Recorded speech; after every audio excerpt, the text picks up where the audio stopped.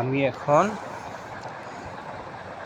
আপনাদেরকে কিভাবে ক্রেন দিয়ে ট্রেলার হতে রড আনলোড করা হয় সেটা আপনাদেরকে আমি দেখাবো।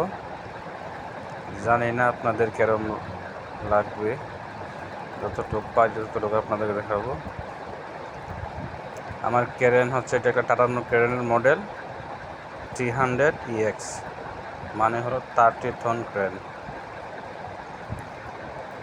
আমি কোম্পানির জব করি, প্রায় রড আসে, এই রড আনলোড করা লাগে আমার। এক একটা ট্রেলারে প্রায় 25 টন রড আসে। এই রড আমার আনলোড করতে হয়, এক একটা বান্ডেল 5 টন করে। এই যে ওয়্যার লুপ দিয়ে রডগুলো বাইজা দিয়েছে, এখন আমি এগুলা নিচে স্টেক করে রাখবো।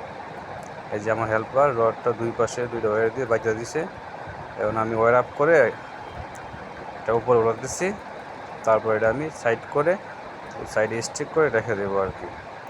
ক্রেনের কাজ করা আসলে অনেক রিস্ক, আসলে সবসময় আল্লাহ বিল্লাহ করতে হয়।